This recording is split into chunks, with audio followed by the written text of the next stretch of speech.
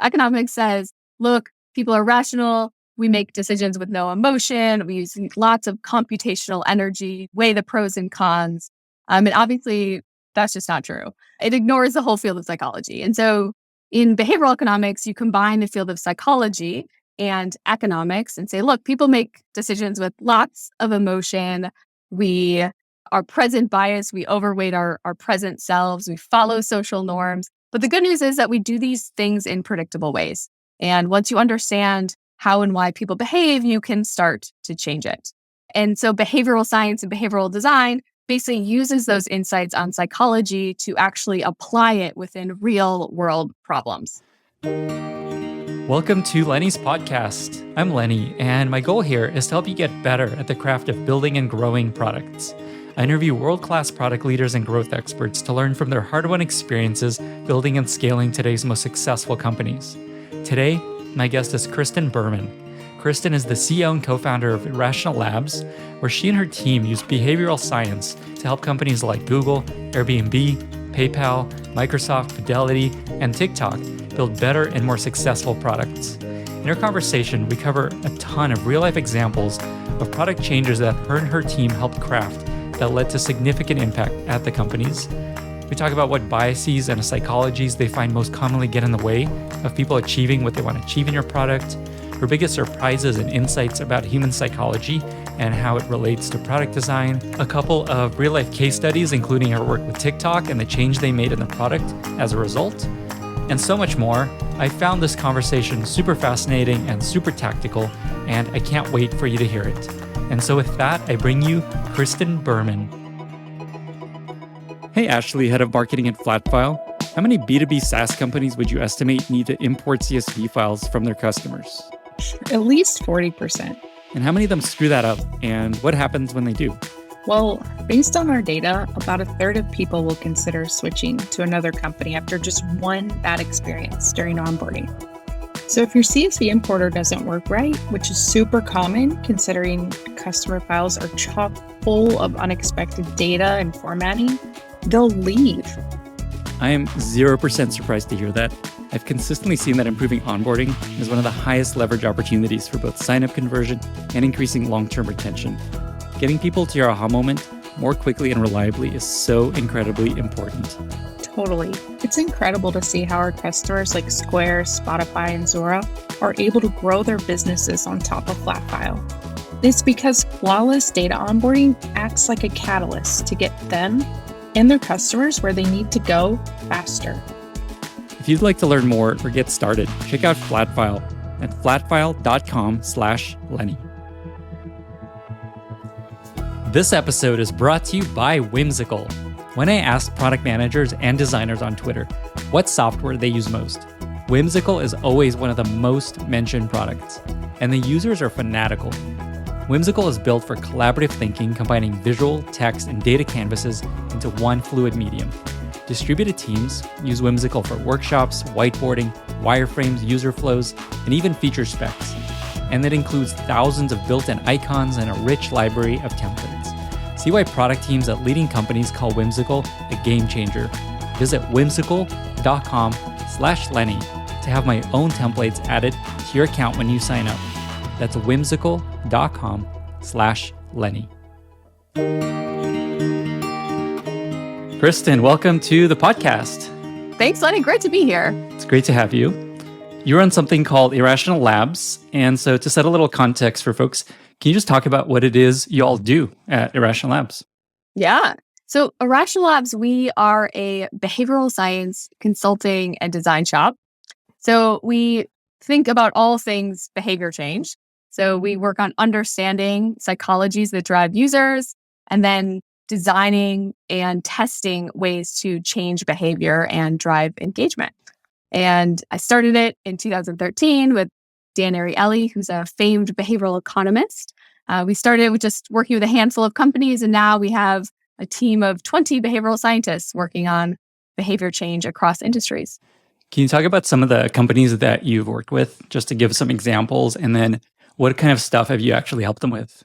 We started a lot of our work at Google. We were actually embedded within Google for around 3 years. I even had a bus pass And we started their behavioral economics team. We worked with over 25 teams from like self-driving cars to YouTube. And so that was a big piece of the early work. And then recently we've done work with TikTok, where we've tried to, and actually accomplished decreasing misinformation share by 24%. We worked with One Medical on how to increase setting doctor's appointments right away during the onboarding. And that worked and drove it up by 20%.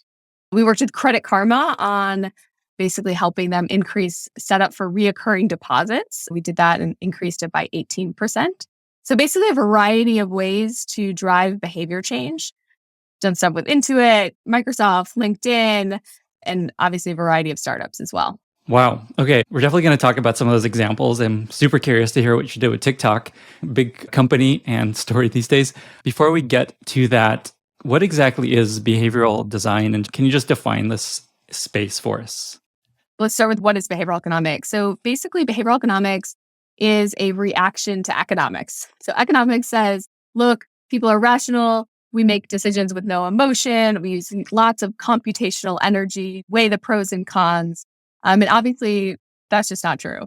It ignores the whole field of psychology. And so in behavioral economics, you combine the field of psychology and economics and say, look, people make decisions with lots of emotion. We are present bias. We overweight our present selves. We follow social norms. But the good news is that we do these things in predictable ways. And once you understand how and why people behave, you can start to change it. And so behavioral science and behavioral design basically uses those insights on psychology to actually apply it within real world problems. What are some of the biggest surprises or maybe unintuitive results that you've come across working with companies using these insights in behavioral design, behavioral economics? Yeah, great question. So, one story that recently happened is actually a surprise that happened to the client. The partner was shocked and actually didn't surprise us. And so this was with a popular fintech app, and their most requested feature was budgeting. So it came through all the support forums, interviews, felt like a table stakes feature. People wanted budgeting. And so if you're the PM there, you're probably like, you may talk to a few other users, you may get some confirmation, but you're likely building budgeting.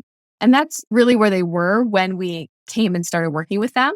We couldn't move them in another direction, but we did convince them to do an experiment. So we convinced them to test. And there was 3 conditions. One was the control, which is just like telling people how much they spend. And the other 2 were variations on budgeting. So 2 different ways to do budgeting. So big experiment. This is with 10,000 people. So we can really trust the results. And what happened? Nothing. So they were shocked. The team was shocked. Remember, this is like a big investment of time and effort. Took a lot of energy to build. 0 change in average spend. 0 change in spend variability.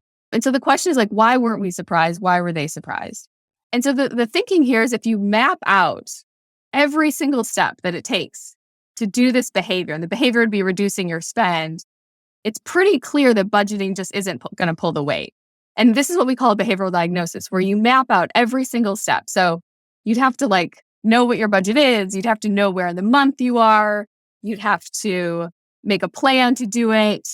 You then have to do it multiple times during the month. Like incredibly difficult to do this one behavior. And once you do that behavioral diagnosis and you map out, and you try to understand what people actually do versus what they say they will do. And by doing that, it becomes wildly clear that we should all be skeptical that budgeting would actually work to change the behavior that you're trying to get to. Yeah, I'm also not surprised that didn't have a big impact. I have so many apps with budgeting features, and I've tried many times to use them, and it never sticks. It's like, it's too much work. It's way too much work. And so sometimes any kind of work that we put on the user, we should be skeptical. We have to really prove that it's worth their time and then, measure if they actually do it. Is there a better approach to that specific problem that you found, or is that too broad of a question? Kind of the first line of defense in any problem solving would be, how would you make it easier for somebody to do? And so in the personal finance world, really the answer to most things is just default. So it worked for automatic enrollment, 401k. The reason we have retirement savings in America is because people are defaulted into saving from their paycheck. So that would be first line of defense. Obviously difficult for product teams to execute on. takes a lot of back-end infrastructure. So if we're just solving the personal financial management stuff like a budgeting alternative, we'd actually go to making it not just logistically easier, but cognitively easier. So we call them rules of thumb. Like instead of having to decide in the moment, do I do this thing? And you're weighing the pros and cons, it's kind of typical econ, like how much is this $3 worth to me? You'd actually make a rule of thumb that says, do I do it or not? So instead of deciding, do you take a Lyft, when you're coming home from work, you'd have a rule of thumb that says, I don't take Lyft on the weekdays. I take it on the weekends. Very simple now to actually make this kind of decision. It's a heuristic. It's not going to be perfect, but it's going to help you reduce your spend in an easier way, at least in a way that you'd stay adherent to. That reminds me a bit of James Clear's kind of idea of creating this identity for yourself, where he's like, if you're like, I am a person that doesn't take Lyft on the weekdays, that becomes kind of this identity component, and that makes it easier for you not to do that. Is that related? Yeah, basically, sometimes we think behavior change is driven by our attitudes, our preferences. Like, I really, want to be a runner, or like, I really like this thing. But in reality, our behavior is driven by what we do. So in order to change behavior, you have to do something different. It's not enough to have a goal objective to do it. And I think that's kind of, maybe that's like the big annoying thing about the self-help industry. It kind of just tells you it's enough to have a goal. It's not enough. You actually need to redesign your environment to change your behavior. Is there any other examples of big surprises or intuitive results from work you've done? One big one is actually, and I'm sure people on the listening have worked on sign-up flows before. This is kind of a common question and challenge in product world. And the common thinking is, and most often correct, that if you reduce friction to the sign-up flow, your conversion will increase, right? This is kind of the law that we all live by. And yet there is one example, one time, where this is just not true, that you can actually increase friction and increase conversion. So actually, Lenny, have I ever told you about my mother? Nope. Okay. So now you're thinking about my mother. Oh.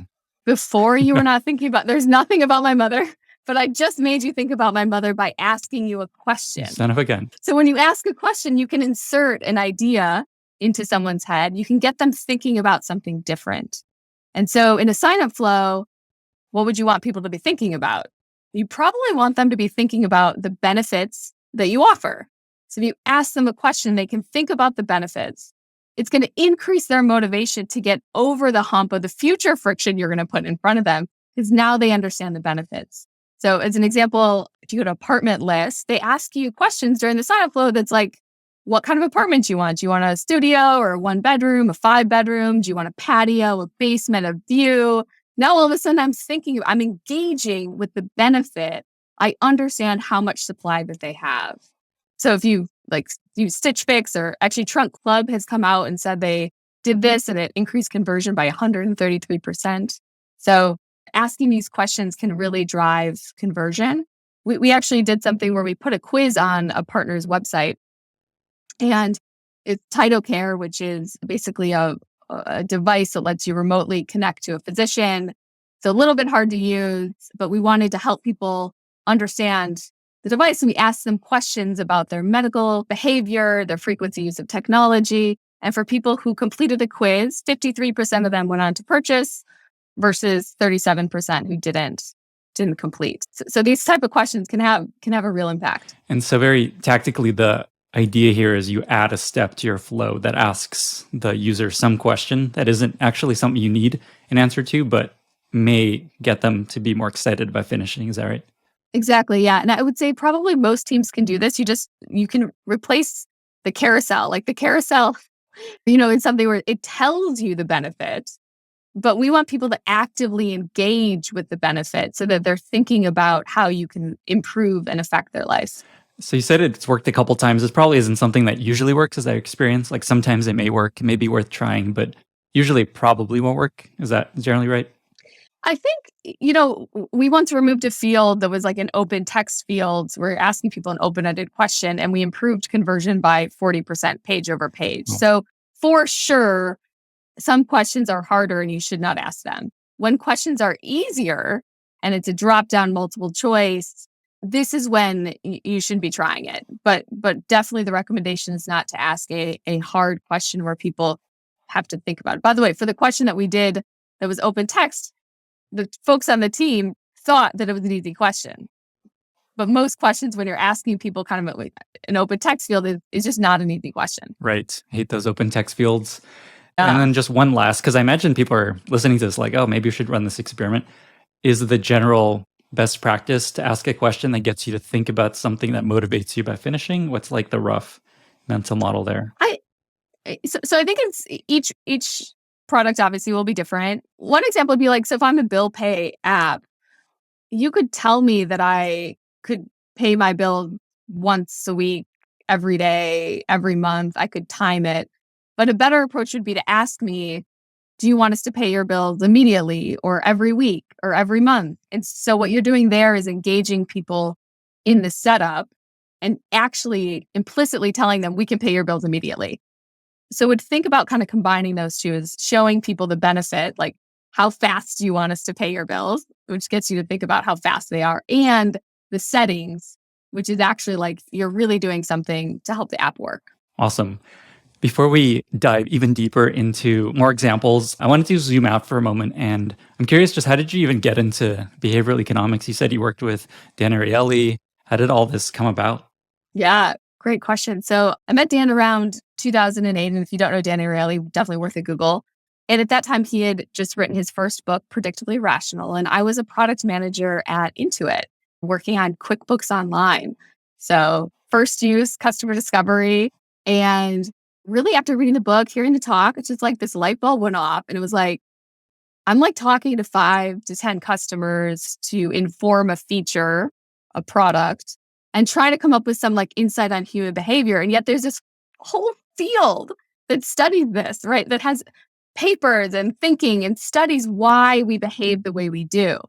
And so this was like, wow, I can't believe we're just missing out on it, the product community. And so started working with Dan, and we started, and now 14 years later, this is what I do is bring product insights, bring behavioral insights to product teams. And you said you were running an embedded team within Google to work on this sort of thing? Mm-hmm. Yeah. So basically Google was kind of a first mover in thinking about how important understanding behavioral science was to product and marketing development. And so it was Dan and I in the beginning, and over the course of the 3 years, we hired internal Googlers. We brought in more people on our team and really kind of were an internal consultant where we'd be pitched to other teams, work with them from start to end on a project. And now Google has one of the bigger behavioral science teams that's out there. Wow. Okay. So you've worked with how many companies at this point, roughly? I'd say hundreds. I mean, okay. Yeah, hundreds. Okay. So there's hundreds of companies. There's also, I imagine, hundreds of these kind of biases and heuristics and kind of behavioral expectations of people. I'm curious, of the work that you've done, what are the most common biases, heuristics of people that you find most useful in improving product experiences and product design? Like what's kind of the handful that ends up being most useful? Totally. And there are so many mistakes that humans make, and we can call them biases, heuristics. Our team uses psychologies. What are the psychologies that drive us?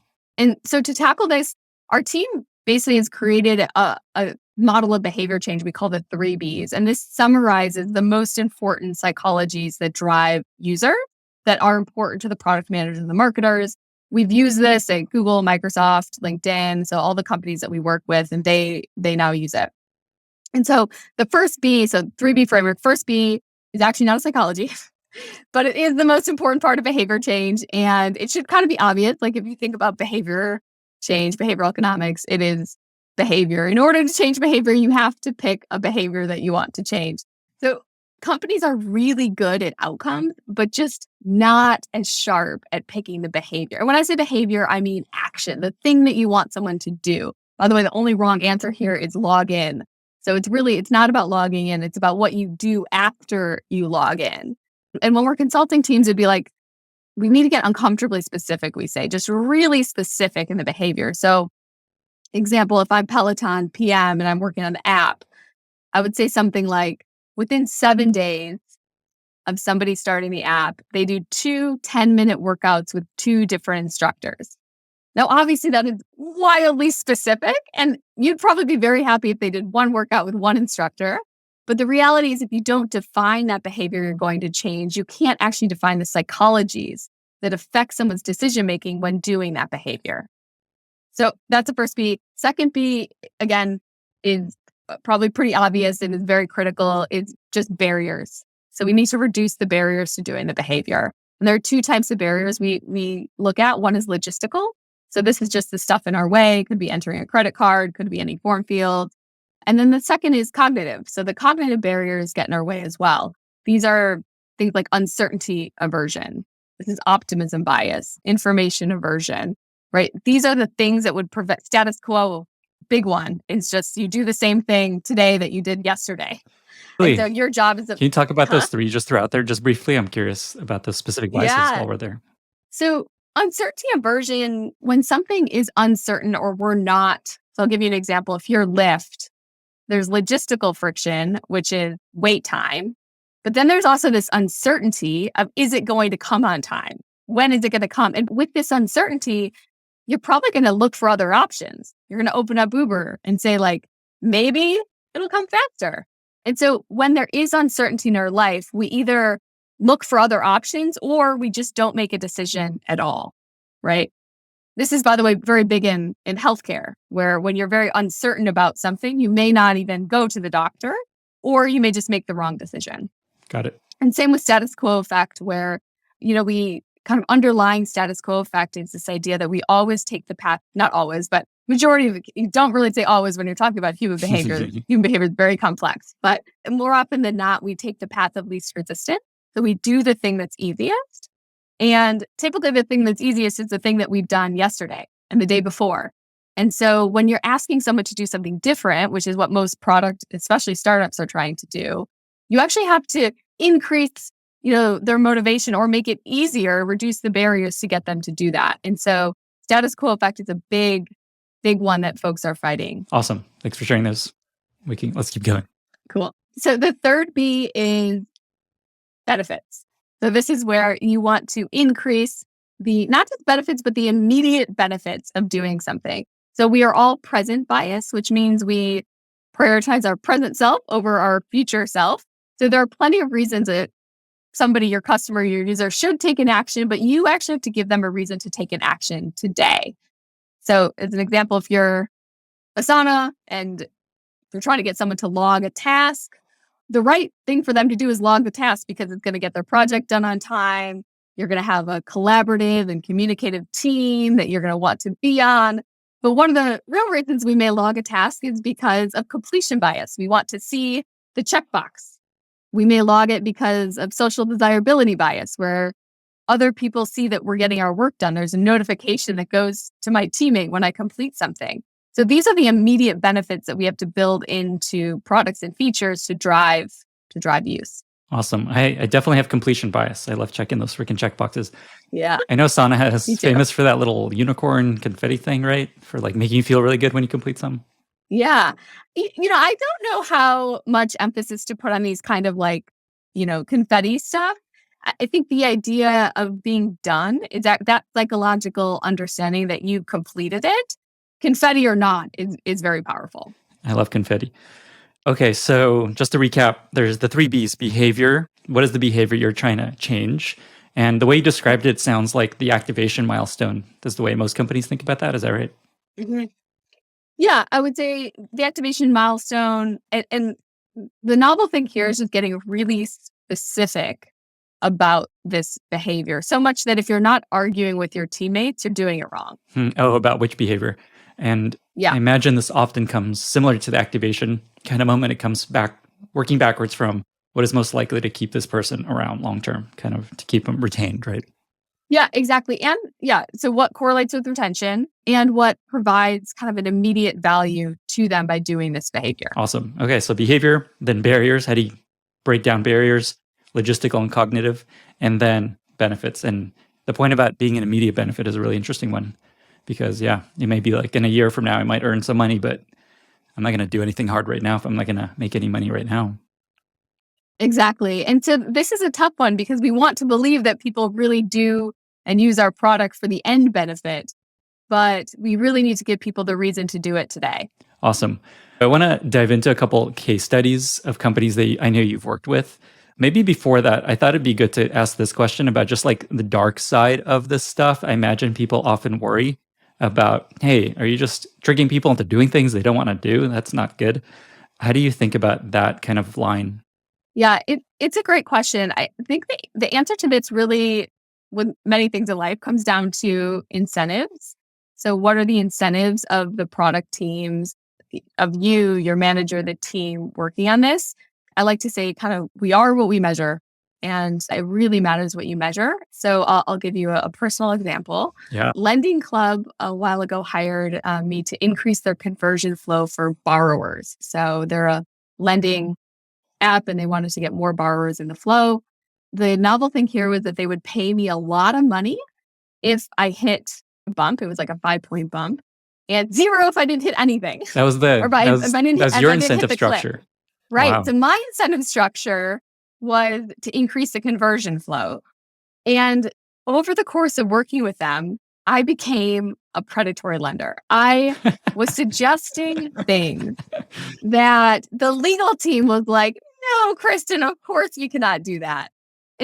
Setting some context, I was at that time leading a Duke University lab called Common Sense Lab. It was focused on low to moderate income Americans, thinking about their financial health, building savings apps for them. So here I am, this kind of like do good, nonprofit, very focused on financial health of Americans. And my other hat was predatory lender for Lending Club, right? And so it's really about the incentives that we're giving ourselves and our team that will drive how anything is used, much less behavioral economics or these tactics, but generally what's the success of your team.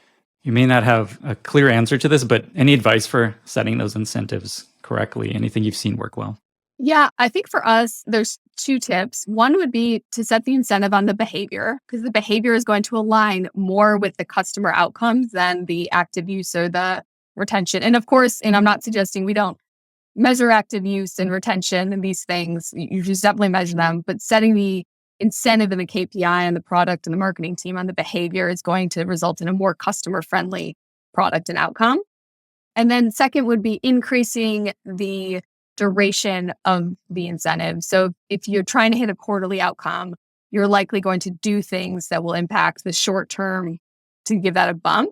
If you're trying to hit an annual or even longer outcome, you're going to be looking out for the best interest of the company and the consumers in a little bit different way. Awesome. For the Lending Club example, what did you end up doing in the end, by the way? Did you just like, nah, let's not do this? I can't actually reveal the intervention that we did, but I did miss it. So there was a 5-point, by the way, point, not percentage bump, which is a lot. And we got 4.5. Uh-huh. So we almost hit it, but it's a cliff. It doesn't work that way. You almost sold your soul for that bump and you didn't get there. I know. It seems like the right choice. It was a good lesson in incentive design. And by the way, at that point, Lending Club was offering good rates to borrowers. So there was efficacy in the idea of it, which is Lending Clubs lending to people who have lower FICO and with better rates. And yet you still want to have, you don't want to become the predatory lender in that situation. Okay, awesome.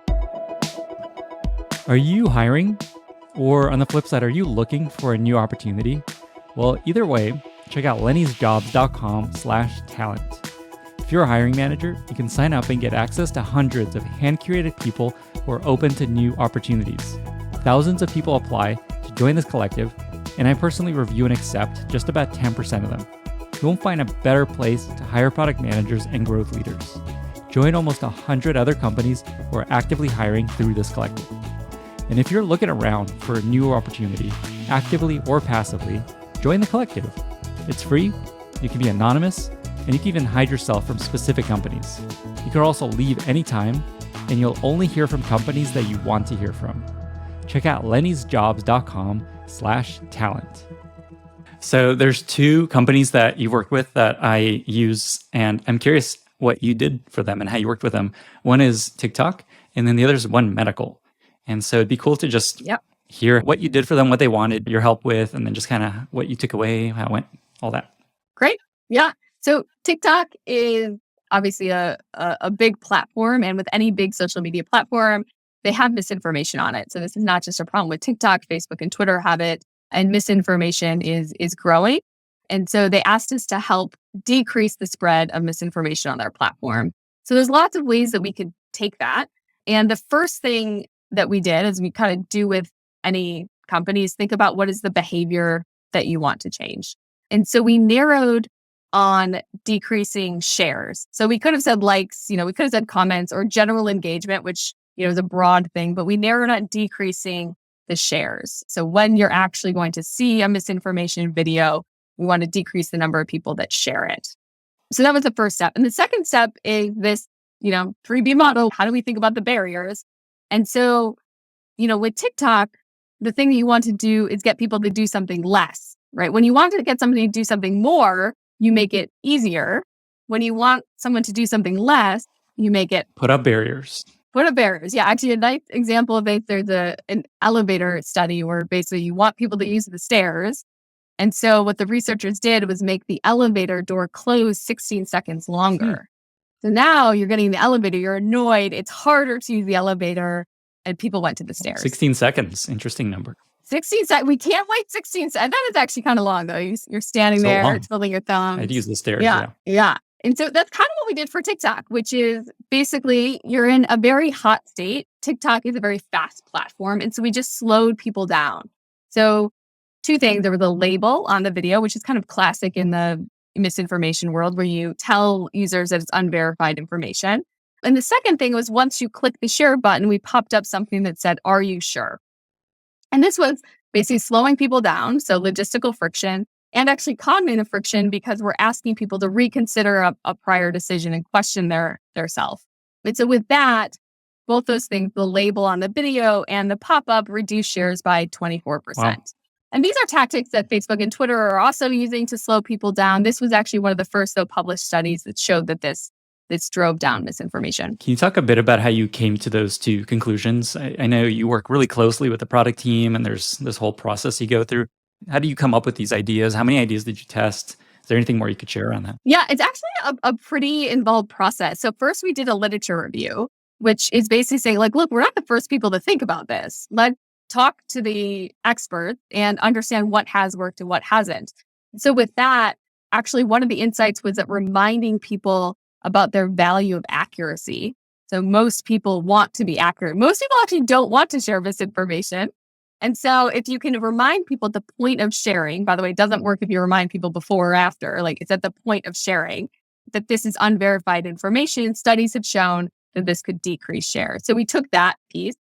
We also took this, the hot and cold state literature that says if you actually don't want to get someone to do something, how do you intervene? So we did this literature review. We came up with a hypothesis, and we had probably 30 different ways to implement this, because the hypothesis is just a starting point.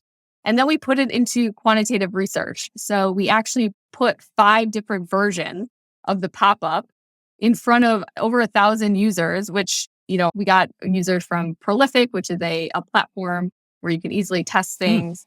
Prolific? And cool. we didn't measure, I'll link to that. I haven't heard of that. We didn't measure the idea of do people like this? We measured a condition against another condition. So relatively, what condition is more likely to work than the other condition? And that would increase our intuition that it would work in market. We're not saying that, studies outside of the product are, end all be all, but it's going to drive our intuition up a lot more. For the research that you did, I imagine that's a lot of the value that you and your team bring to a group. For folks that are just on their own, maybe, is there any advice for how to find research on problems you're trying to solve?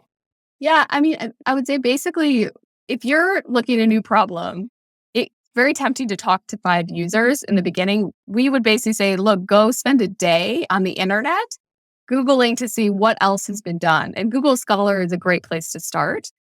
Hot tips would just be making sure you're searching the right keywords. So if you're looking at something in healthcare, you'd want to know what are the buzzwords for chronic care and things that would actually drive you to a meta-analysis that would summarize what's already been done. So Google Scholar, great place to start. And then coming up with the hypothesis and putting them to test, we never do a study, a UX study where we're just showing people one thing, because they could really like it or hate it, but they could really like or hate all the designs. We have no idea. So when we're doing this, we always present multiple options and then relatively look for which one is going to to drive the behavior we're intending to change. Is there a reason you did UX-oriented test versus testing in the product? Is it just because they weren't ready to build an experiment in product yet? Yeah, we actually only got 2 conditions in product, which for us is we would like more. And it was, we don't know if we're going to get a second bad at this. So we said, well, 2 conditions plus a control. But what should those 2 conditions be? So for us, it was like we want to de-risk the launch as much as possible. Awesome. And is that feature in the product today? It is. Yes, Amazing. It is in the product. And yeah, they've done more global launches as well. Sweet. I am clearly not sharing much misinformation because I haven't seen it yet. You may not be searching the right thing. So if you search medical COVID politics, you may get it. Oh boy, becomes the decline of me. Okay, so next case study that I thought would be fun to talk about is One Medical, which I'm a happy customer of. What did you do with them? Yeah. So we worked with One Medical to basically One Medical asked us to increase engagement. This is a classic question. How do you increase engagement in a product or a service, right? Engagement meaning just using it more often. Right, exactly. But that's the real question is what does engagement mean? Actually, a fun exercise that people could do with their teams is if you ask everyone on the team what engagement means separately, you can compare answers, and most likely people are saying different things. And if you guys can't agree internally on what to do or what engagement means, it's very difficult to build a product by which your users understand what to do. Yep. Yeah. So after lots of debate, we came up with a key behavior to target basically somebody setting up a doctor's appointment right after signing up for One Medical. And this is really important because more likely than not, you're going to sign up for One Medical. 6 months later, you're going to get a fever and get sick.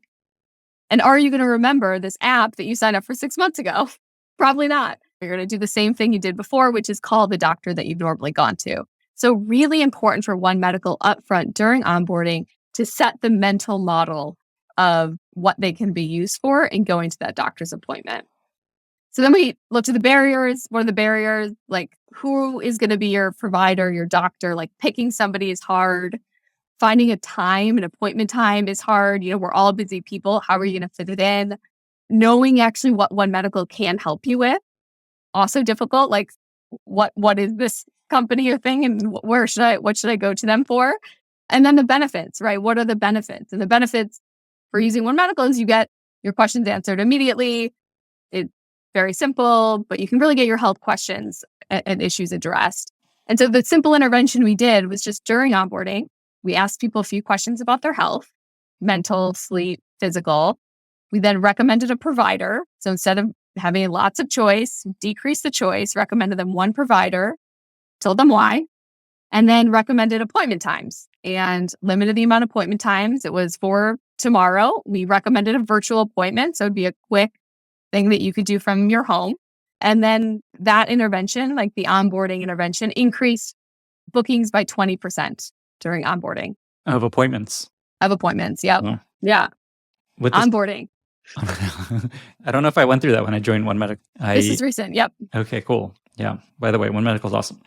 As you're talking, I'm thinking just if you could think about what are like the 5 most commonly successful changes to a flow. One right now you just shared was reducing options, which is interesting. Yep. And then another you mentioned earlier is just like reminding you of maybe what you're going to get out of it at the end. I don't know. Is there anything that comes to mind of like, here's like a subset of things that seems to often work when you're trying to improve, say, activation or conversion of a flow? Yeah. I would caveat all this with like behavior is contextual. So, why we are religious about testing is because it's hard to drag and drop from different content. So I'd caveat it with that. And of course, there are some rules of thumb. So one thing really is about showing people the benefit right away. So really not under or overestimating that people understand the benefit of your app. And so how do you get them to experience it immediately? So I'd say that's one. And then the other is really just the, reducing. I hate to sound so simplistic, but this is, a lot of it is about making things easier logistically and cognitively and making the benefit much more clear, salient. We say moving it from abstract to concrete. Like you really want to move something, from the world of people can't really imagine how it would fit in their life to how does it actually fit in their life, and keeping them going. If it's a long sign up flow and people need to drop out, how do you send them reminders to pull them back in? And then when they are back in, land them on the spot that they were at. So Wealthfront has said, one of their key insights was when people dropped out of the flow, normally they would just put people back at the beginning. That's really frustrating. If you can put people back where they landed, they're more likely to continue. That makes sense. Reduces barriers. I'm learning. Exactly. So there's two really interesting things you just said that I'd love to dive into a little bit. One is showing the benefit of something right away. Is there an example of that comes to mind where you did that and it worked out really well? Like what's an example of showing a benefit? Yeah. So actually benefits there's two ways to do benefits. One is the actual one that a consumer has. So, right, Asana and the collaborative communicator versus maybe one that's more immediate. And so when we're thinking about more immediate benefits, this could actually be things like social norms where you're telling people everybody else is doing something. And to them, the benefit of doing this is following the herd. We all by the way, don't like to think that we're part of the herd, but we all will succumb to this at some point in our lives.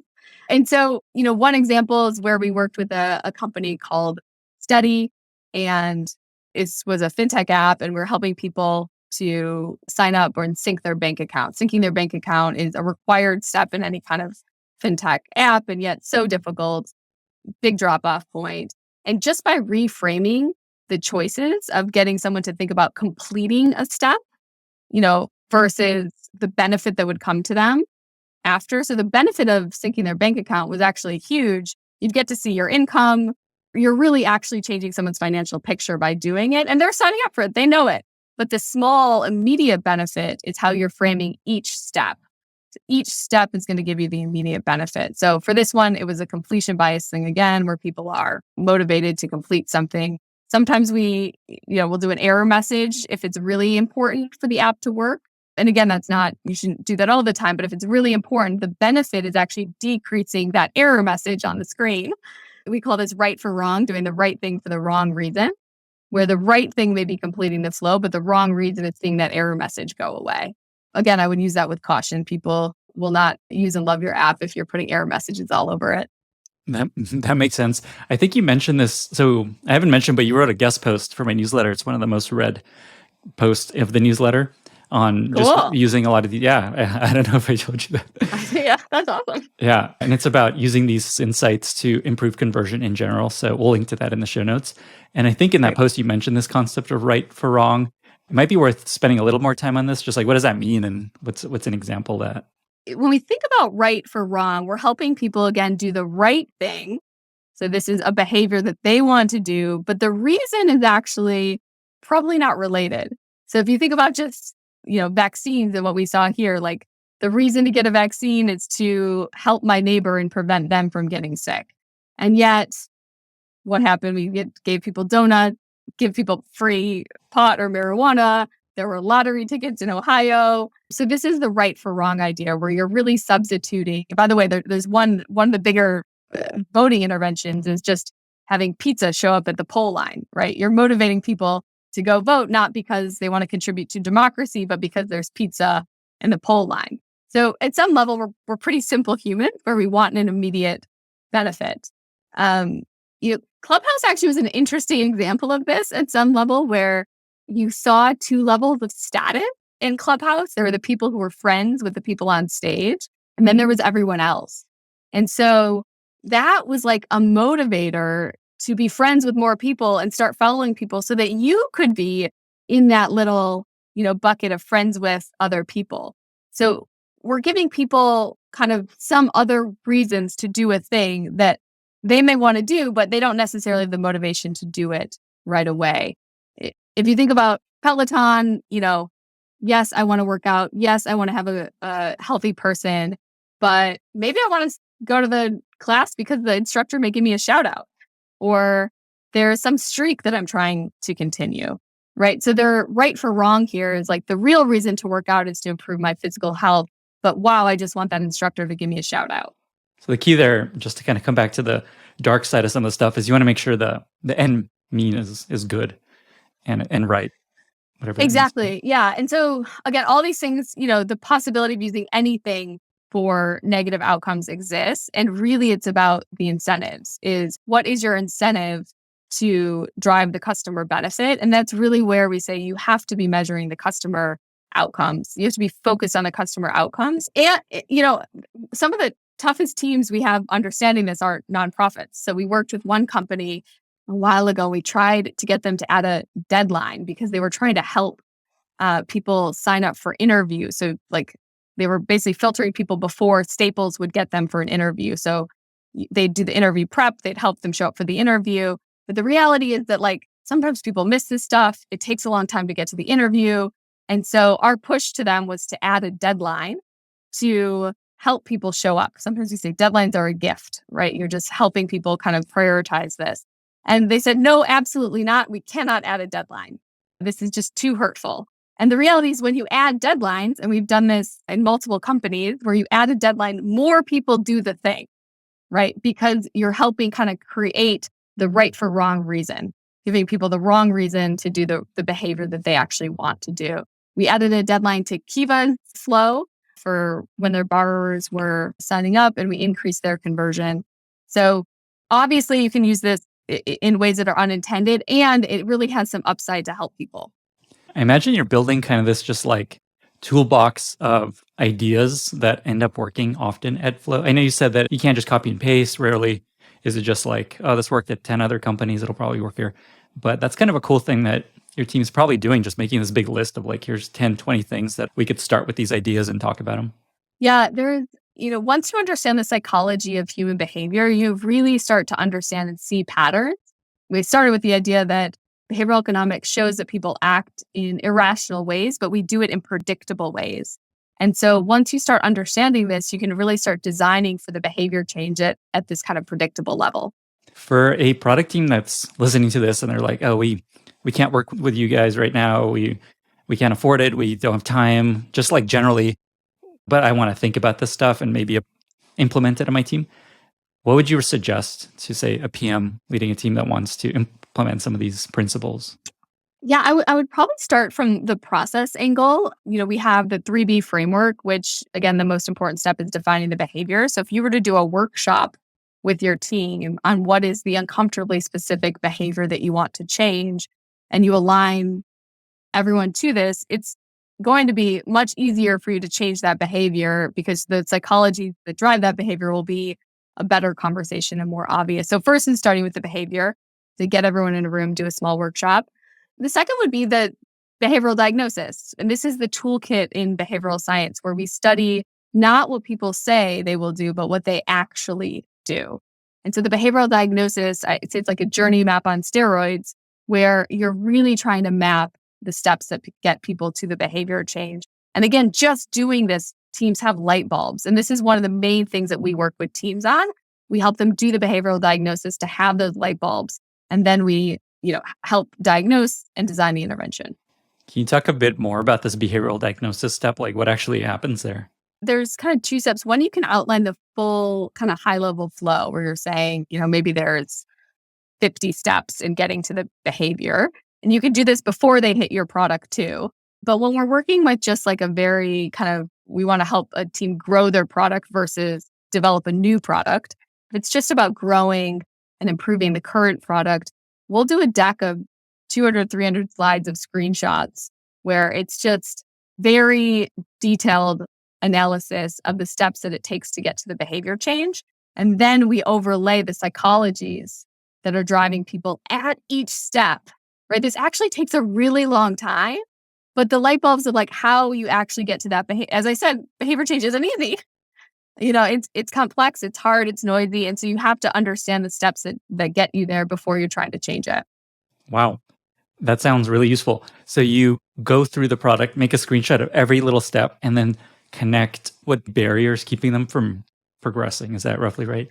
Exactly. Yeah. So maybe in a health app, it's information aversion. They don't actually want to see their test result. That's a step. And then we attach that psychology to that step. And now we can have a brainstorm about, well, what would help decrease information aversion to get them over the next hump? What's cool about this is like you could just as a team, you have all these things you're trying to improve, all these flows and steps and things like that. And basically, these psychologies, as you call them, are useful to just like anything you're trying to optimize. I imagine there's just like a list on Wikipedia of all these human psychologies and biases. I imagine a better way to learn about this is to take your course. So maybe it's a good time to just chat about the course that you teach versus, coming in-house and working with the team. Can you talk a bit about that? Or are those the same thing? Maybe I'm not even sure. No, that's perfect. Yeah. So we have thanks for the tee up, Lenny. Appreciate it. We have a bootcamp course, which basically is a self-paced online course that you can go in and understand. And there's a lot of our case studies, many of that I didn't talk about here. And we walk you through the process, right? And you'll have an intro call with us. There's a Slack group. There's office hours, really trying to help people go through the process of behavioral design yourself. And it really brings these concepts to life and helps you apply them to your product. So I think starting with that bootcamp is a great place for designers, product managers, marketers, researchers to start. I can send you this. We have a sweet 16, like some of the 16 biases that we refer to most. The 3 Bs is an easy way to evaluate a product if you're just starting. But as you get deeper, these different psychologies will pop up. Awesome. Please send that and we will link to it in the show notes. Just a couple more details on this course. How often do you run it? How long does it take generally for folks to take? Yeah. So once a year, we'll do a cohort course that's a little bit more in depth. But the best way is this kind of self-paced course. It's a 8-week course. And we give you a month extra to go through it. There's 16 modules. There's homework throughout it that you can post in Slack and get feedback from behavioral scientists. So a pretty kind of interactive course, but you can go through it on your own and even share with your team. We do group things. So we'll do like a team of 10, and then we can give you a private office hour where we just riff with you on your product challenges. Awesome. And folks can find that at irrationallabs.com. Is that right? Yeah, thanks again for this. Yeah, irrationallabs.com is the spot. And if you probably signing up for a newsletter is also we publish all of our research there and other kind of fun behavioral insights. Sweet. Well, with that, we've reached our exciting lightning round. So I'm just going to ask you a bunch of quick questions, whatever comes to mind. Fire away, and we'll just go through them real fast. Sound good? Great. Okay, cool. What are 2 or 3 books that you recommend most to other people? I would be remiss not to say particularly Irrational. I think this is a great starter book for people getting interested in the field. Influence is also a great starter book for people getting interested in the field. Many times you read Influence and you change your career. It's a really powerful book. And then an under talked about one is I love the author Robert Frank. He wrote Darwin Economy, and he talks more about kind of status and social norms and how this drives a lot of our behavior. So I'd recommend Robert Frank as an author in Darwin Economy. What's another favorite podcast other than the one you're currently on? Science of Change is my actually podcast. So a little self-promotion. We interview product leads and talk about what they've done in their product. And then the other one is No Stupid Questions. So this is by the Freakonomics, Stephen Dubner and Angela Duckworth come together and just answer questions about behavior change. What's a favorite recent movie or TV show? So I love The Rehearsal. Mm-hmm. This is, I could see you loving that. So it's basically where Nathan Fielder's rehearsing life. And I think, sports, it's so obvious. You want to practice. I just started ping pong lessons actually. And I'm doing the same stroke for an hour. But in life, we don't rehearse as much. I don't write an email 100 times and then practice sending it. And so I think there's probably an opportunity for us all to learn some lessons from that. Have you seen Nathan For You, his other show? I have. Yeah, the rehearsal was just so compelling. And I'm not usually somebody who watches media, so this was mind blowing. I loved it. I actually like Nathan For You better. So interesting. Okay, yeah. I'll give another. What a weird show, but I love it. Okay, next, what is a favorite interview question that you like to ask? So I'll take this as interviews for people when we're hiring. I would caveat to say, so interviews actually, we know don't predict job performance. So very little to no evidence that say interviews will predict how I perform on the job. And so, yeah. Just kidding. So we use, skilled assessments and trials as ways to predict job performance. But interviews are good at predicting affinity and culture fit. And so if you want to ask a question about that, one of my favorite questions is just, what does a a personality trait that defines you. So really one that you feel the strength, but that also, can be seen as something you're working to improve. So for me, I may be confident, but that may mean that I'm not listening. And so we have really strong personality. People are really quick at answering this question. They really know the thing that they do good, but also could hurt them. And I find that it helps understand a person's a little bit easier and faster. Last question. Who else in the industry do you most respect as a thought leader? So I don't know if people will know him, but Chris York. So he is a behavioral scientist, designer, I would go to Chris and ask him a question, and he has done full research, just accidentally has, in the last year had done full research on the question and has a very thoughtful answer. And Chris York wins for me. Amazing. Have not heard of him. We'll look him up. Kristen, thank you so much for being here. I feel like you're going to change a lot of people's behaviors. You're going to break barriers for a lot of products, and there'll be many benefits that come out of our chat. Thank you again for doing this. Wonderful. Thanks for having me, Lenny. This was super fun. Thank you so much for listening. If you found this valuable, you can subscribe to the show on Apple Podcasts, Spotify, or your favorite podcast app. Also, please consider giving us a rating or leaving a review, as that really helps other listeners find the podcast. You can find all past episodes or learn more about the show at lennyspodcast.com. See you in the next episode.